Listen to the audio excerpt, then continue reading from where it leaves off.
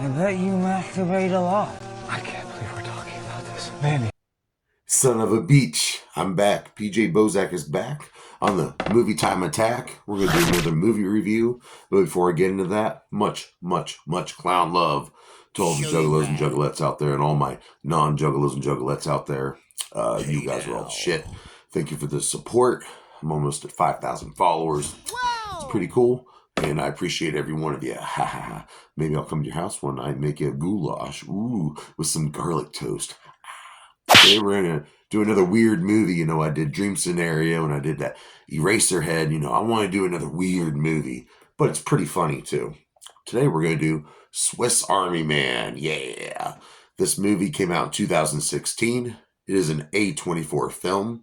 And if you know me, you know that I love A24 film because that the long-awaited sequel to X, Maxine, will be coming out here soon. And they did a lot of other stuff too, but props to A24 Studios. And also, this movie is written and directed by a Hollywood writing duo called Daniels. Okay, Daniel Schneidart and Daniel Kwan. And the guys go pretty well, damn well good together. And I look forward to seeing more of their work in the future. And they wrote and directed it, and it looks pretty fun. And the cool thing about these guys are almost every film they've done, every project they've done, they've had the same production crew. So it's pretty much a family running these movies every time a movie's made by these guys. So prop to them. We'll get into that a little bit later. It was for $3 million to make this motherfucker. And they made about $5.8 million in the box office. And that's pretty good, actually. It's okay.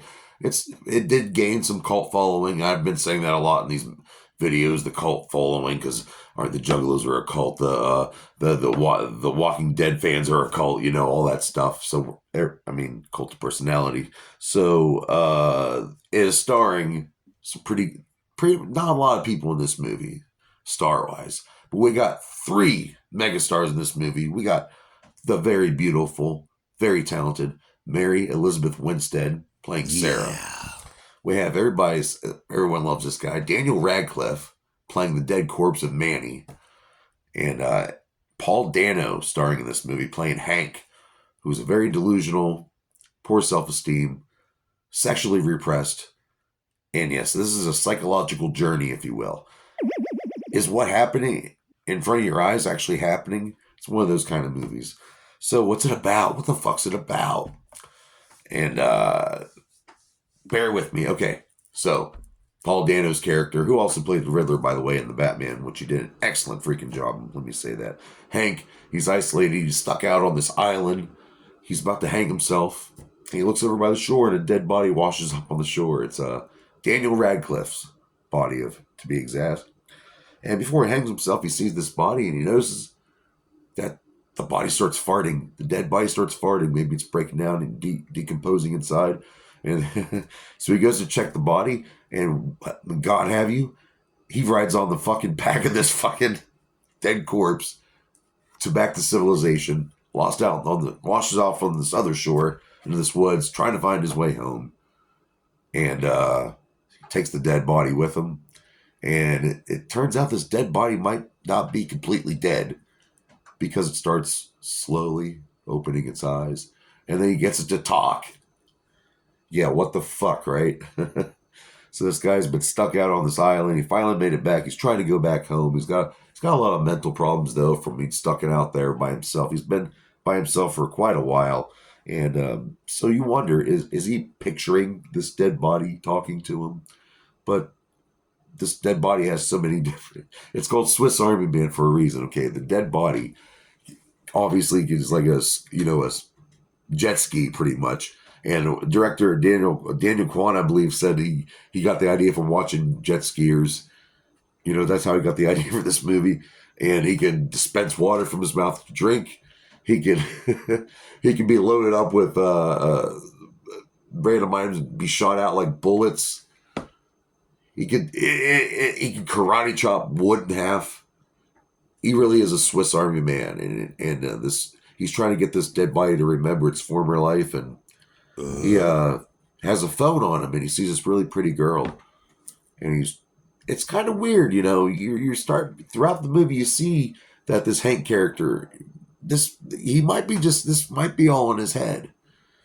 And then you find out he's trying to find a way to get Daniel Radcliffe's character to remember his past, and he's looking around. He builds a hut, a bunch of huts and fake like people out of trees and garbage, and they're wearing. Oh, by the way, he digs through the garbage. He's wearing like one crock on his foot and all that. Then he finds a way to make weapons, and he's able to shoot.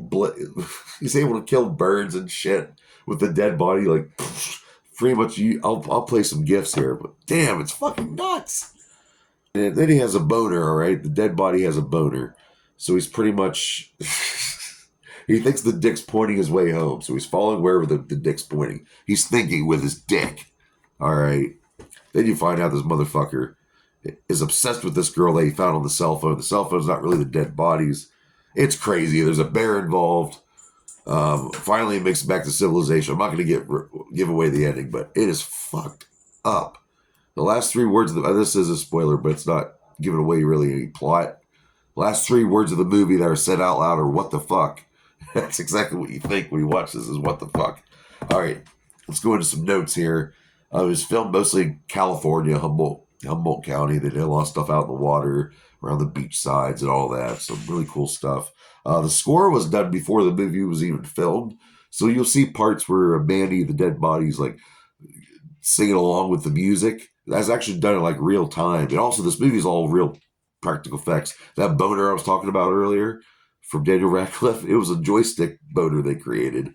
All practical effects. But yeah, the score was made right before the movie, so they could actually go along with the movie as they were filming it. Pretty cool. I thought, not really, you don't hear about that too often. It did win Best Director for U.S. Dramatic at the Sundance Film Festival. That's pretty good achievement. Goofy as hell, like I said. What other notes do I have here? I go back to the whole, they had a really cool production staff, and they had Jason Hamer doing the makeup department. He developed the dead body jet ski. Pretty much, if you ever get time, look up on YouTube the behind the scenes. It's pretty interesting in this movie. Larkin Selfley he was the director of photography, and like I said, no CGI, all practical effects.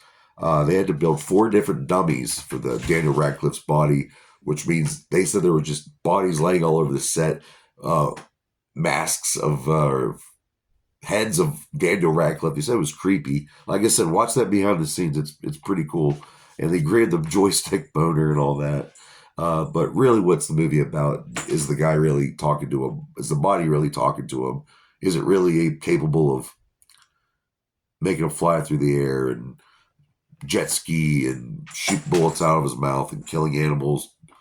Or is this guy fucking crazy? So I'll let you judge for yourself. If you want to watch this movie right now, it is on Max, streaming right now, so I think you should guys give it a chance.